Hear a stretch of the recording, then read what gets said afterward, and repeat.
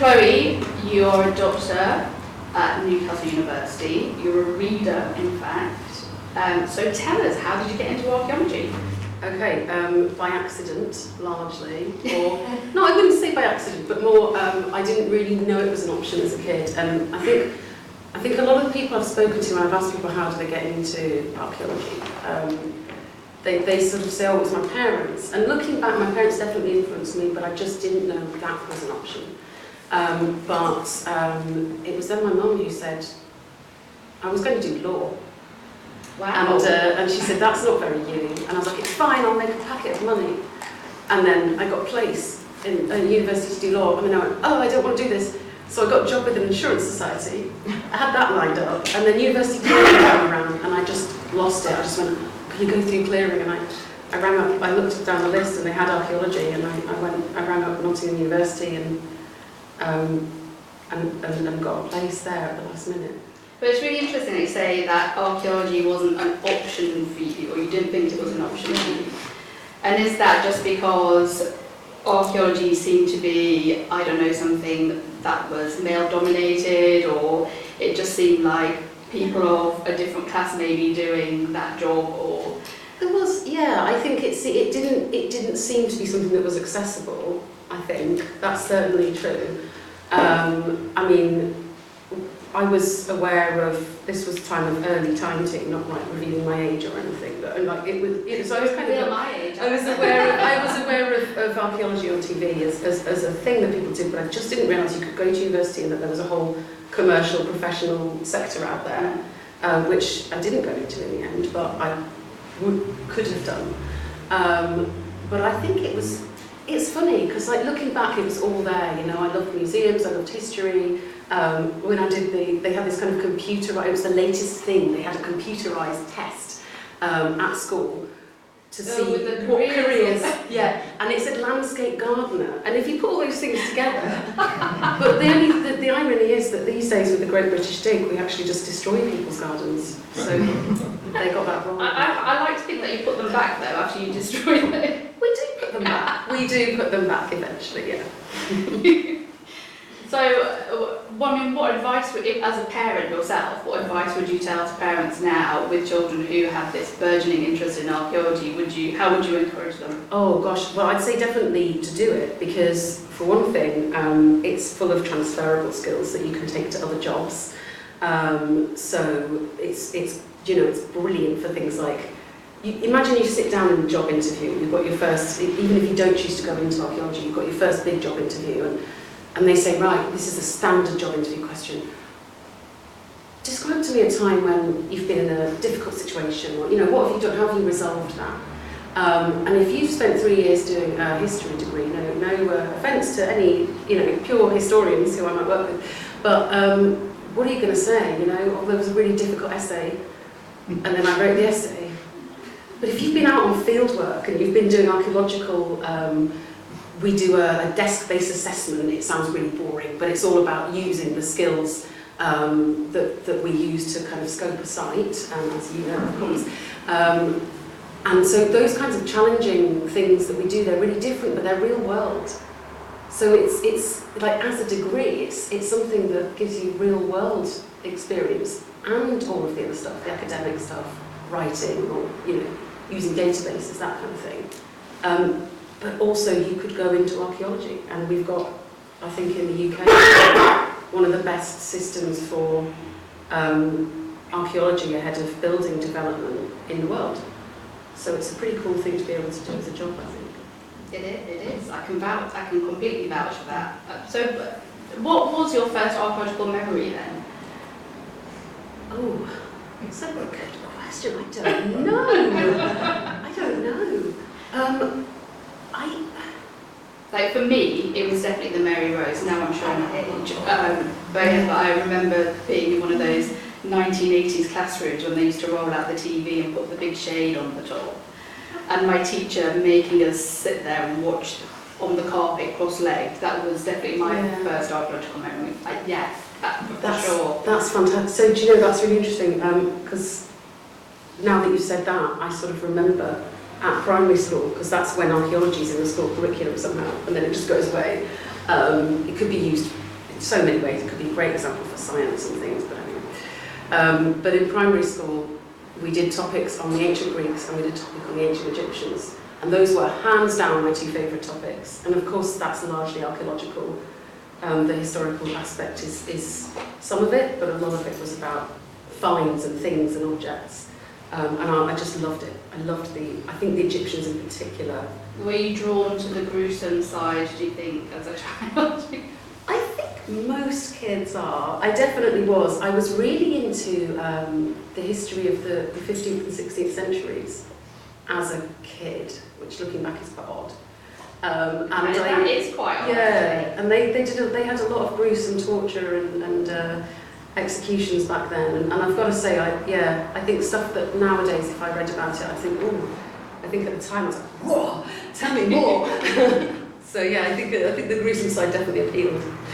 So were you also, just like thinking about appreciating kind of archaeology in local places, did you have a sense somehow of, I don't know, landscapes around you and the archaeology around you in your local area? Yeah, I think I did. We moved around a lot, but we always used to, there are a few places that we used to always go back to where family were and things. And so those places I got to know really well. And then my mum was really into social history. And so she would walk, when we moved to Manchester when I was 8, and she would walk us around and tell us all the layers of history. And then we had a museum of science and industry, and my dad worked there for a bit because he's a joiner. He made all these exhibits, interactive exhibits, and they had a whole hangar full of vehicles and aircraft and cotton and manufacturing material and all these huge things that were physical. Well, it's really interesting that you say that, because I think your kind of research interests are more on the practical side. Do you think that that's the thing that influenced you into doing what you do now? Because you're very much into kind of like experimental archaeology, making things, aren't you, and reconstructing. That's interesting. Yeah, I think it probably did. I've always enjoyed crafts and things, and because this is what I love about archaeology the most, is that you can dabble in everything, and you can. I've done archaeological science. That's where I started going with my research, and then just recently I've just really grown to appreciate how little we can understand about how people made things in the past if we don't make them. Because I was particularly looking at, I was doing research on ancient glass production, and there were all these fallacies out there, because the people who were writing about ancient glass production aren't making glass or working glass. So someone writes something once and it becomes, when things get repeated so much that they become a truth. And this was happening, and then people are going and they're doing the experiments and saying, well, no, actually. And also, I do it with the students a lot as well, because do you know what? It's really important to understand. Making stuff is chuffing difficult. So, you look at what people mapping stone tools or making things in the past, and because they're supposedly primitive technologies, we tend to think, oh, that's easy. But it's really not, and sometimes it's incredibly sophisticated, and there's knowledge that could be lost. Well, that's the thing though, isn't there? There is this kind of like loss of knowledge over time, and that's a very specific skill set to have. Yeah. It's almost like trying to find old crafts, isn't it?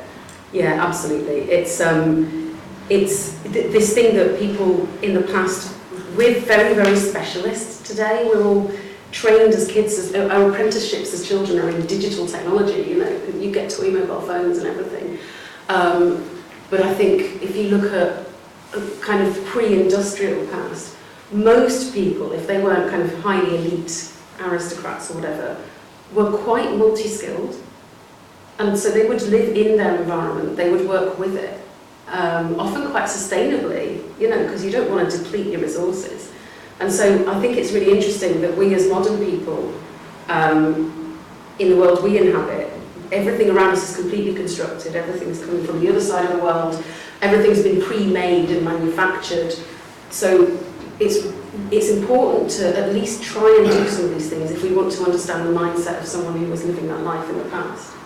Did you think that we almost like have a throwaway culture, and that we don't really, because we don't make our own things, we don't really necessarily have an appreciation for them? Yeah, I do, really do think this. And I think the thing is here that we've got, it's all about the local. Again, I think it comes down to the local and the community, because I did some work on recycling and reuse in the Roman economy, and it was really fascinating what we're discovering now about that. And it boils down to this: if you're building in the middle of Rome, the city of Rome, and you need to knock down the previous building first, it is cheaper to reuse those stones than to cart them all the way out of the city. And that's what it boils down to in terms of local and community kind of investment. So these days, of course, people come and they take away the bins. You do not see this process. You sometimes hear it early in the morning, Friday for me, but you don't see this process. We're divorced from it. And I think we need to, in some ways, maybe reconnect with that a bit, because it actually feeds back to be sustainable and better for the environment. So, and our well-being, I would say. So this year's theme for our festival is journeys. So can you tell me your favourite archaeological journey? Archaeological journey. I'm not sure what you mean by that. Have you worked on a site that has been, I don't know, for me, when I work on a site, it's, if you ask somebody, oh, what's your favourite site that you've ever dug? Nobody really, I mean, you do remember the archaeology, but you kind of remember everything else. It's like this shared memory with other people. And sometimes, that could be, we were up at night, we saw the sunrise in the morning, and it was so beautiful, and it was the surround, because I think you're almost making your own stories as well as looking at the stories of people in the past that used to live there as well. So I don't know, for mine was working on a site in Chapel Hoyt, but it was the journey of getting there.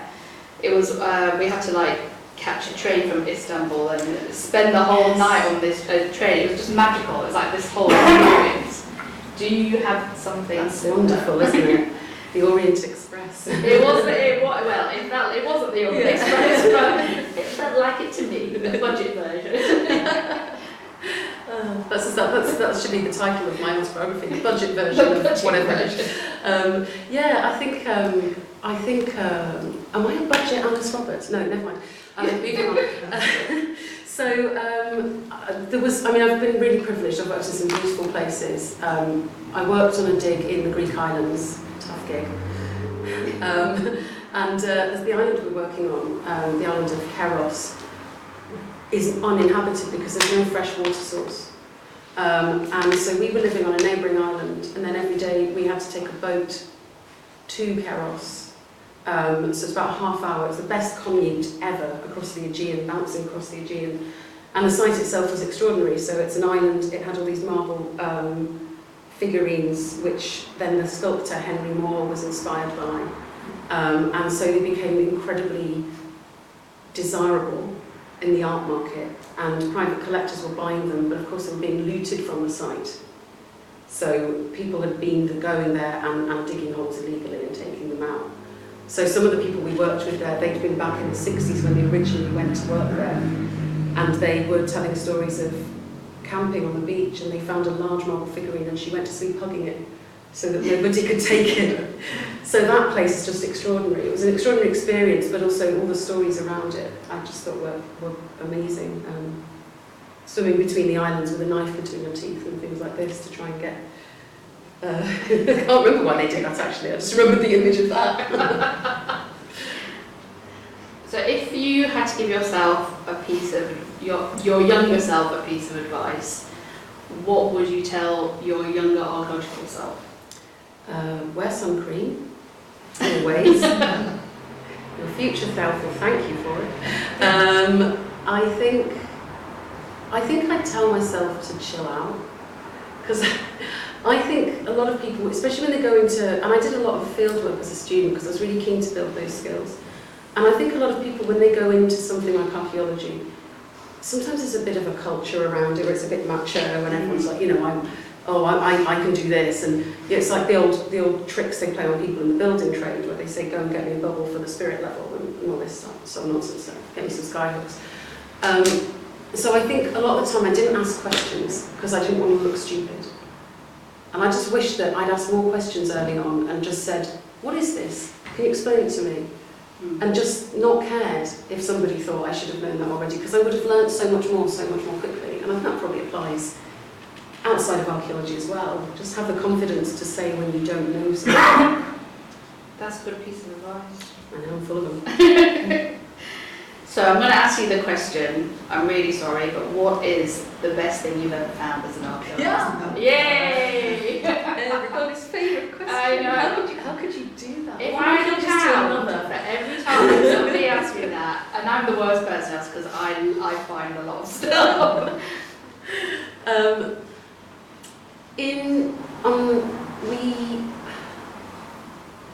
It's really hard to answer because there are so many things, and I think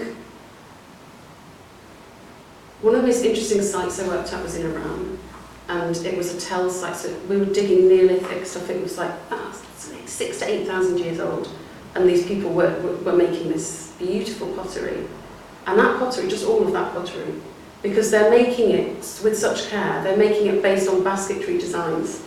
They're painting it. And this stuff is like 8,000 years old or more. And, you know, it's extraordinary. It was just extraordinary stuff to handle. That's not always the answer I give to that question, but that's today's answer. That's today's favourite find. There's so many things though, aren't there? And I think sometimes, everybody thinks that it's going to be the shiny, blingy things that you come up with, but actually it can be the most mundane object. Like a thumbprint in a piece of pottery or something, and you put your thumb in and go, oh my gosh, it's the same size, or something like that. Or it could even be a brick, but it'll tell you so much more of the story than you could ever imagine, perhaps. Yeah, we're all about bricks on the Great British Dig. The Great British Dig, it should be called. It's 750 the last season that we shot, that we kept, that were interesting enough to keep. Wow, that's a lot of brick. It's a lot of brick. So if you were to time travel, we're going into that realm of questioning now. If you were to time travel, what period and where would you go? Do you know, I'm going to tell you something. This is a thought. You know, do you ever have like a conversation inside your own head and you sort of go, oh, you idiot. I was working on something and I'd left it too close to the deadline, which I tend to do. I should also tell myself not to do that, but she won't listen, so there's no point. But I was working on something and I thought, oh, it'd be just so useful if I could just go back in time 3 days and have more time to do some research on this. And then I thought, if you could go back in time, you could go back to the time period you're researching and figure out what they were doing. Probably I would love to do this, but I'd be worried about the dangers of it. But I would love to go back to medieval southern Spain because I've done a lot of research around there. And it's this incredibly complex, rich period of history with all these different cultures and social groups mixing. But of course they have things like the Spanish Inquisition, so I'd want to be a bit careful. Just don't say anything. Yeah. The thing about medieval Spain is that everybody expected the Spanish Inquisition all the time. Terrible dad jokes, sorry. So, digging.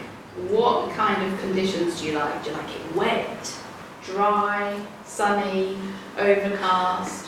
What's your favourite kind of digging weather? Oh, I do like it sunny, but it gets too hot sometimes, doesn't it? So I think in the UK sunny, but when I was working in kind of very hot countries, I think overcast worked better. When it's very sunny and very hot, everything dries out, and you know this, I know, everything dries out, everything always looks the same colour.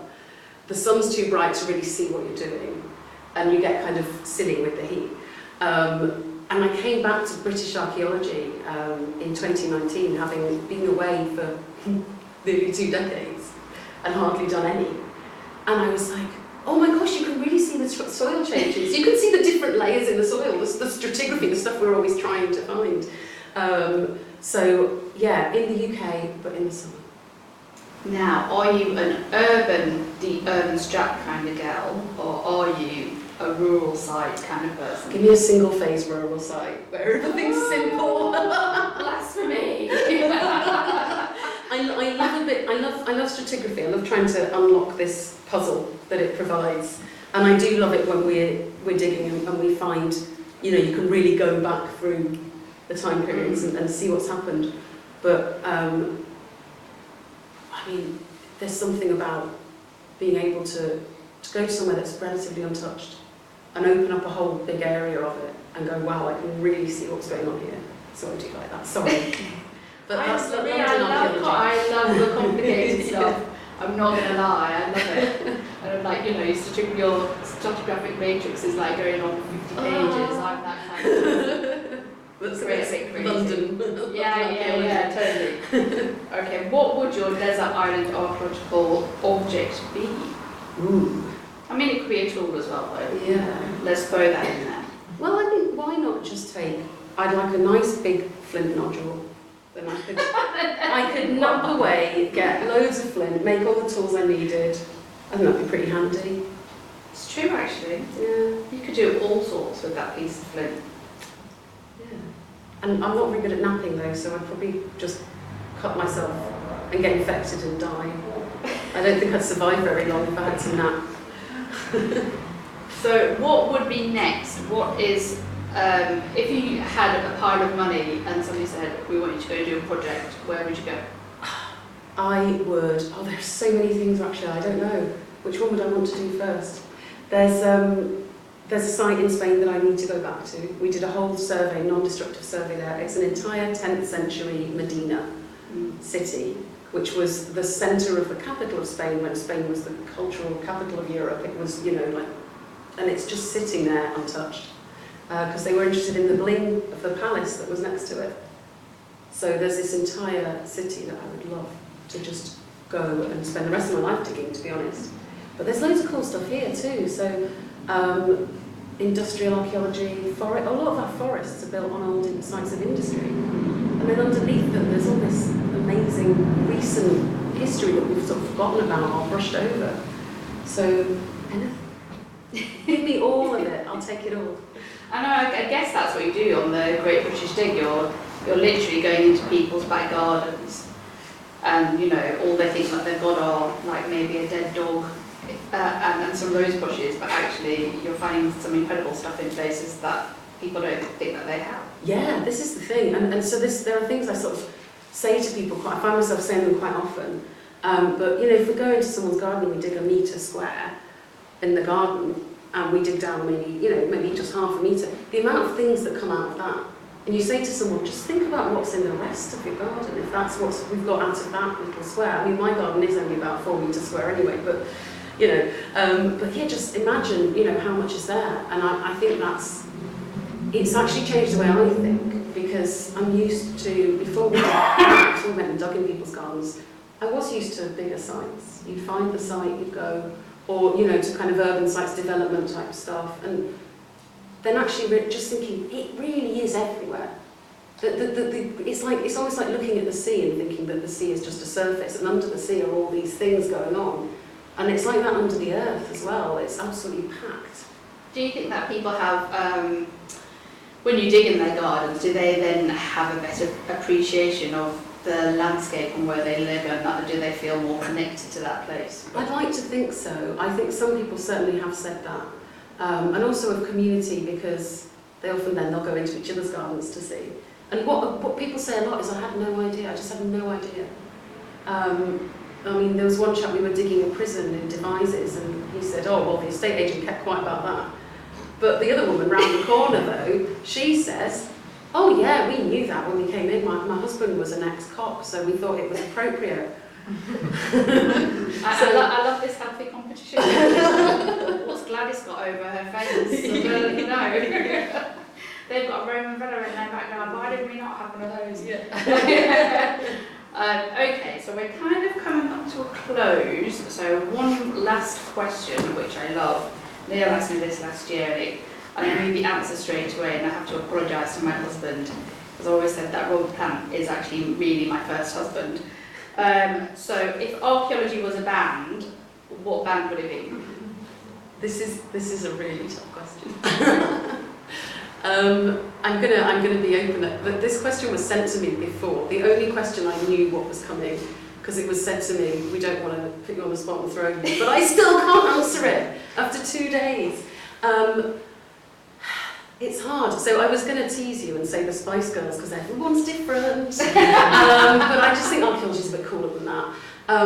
I was thinking like, well, there's, you know, an older band, something like Queen, that there's a song by Queen, surely everyone has a song by Queen that they think, yeah, that's pretty good. Do you know what I mean? So it's like, it's something that, that there's something for everyone in it. So I guess that would be a nice answer. I get to be Freddie Mercury. I've got the fake tash, so. Or will you be hoovering though with Yes. Great. Always, the only way to hoover. That's a great answer. Well, thank you so much. Our half an hour is up. Thank you everybody to Dr. Chloe Duckworth. Thank you.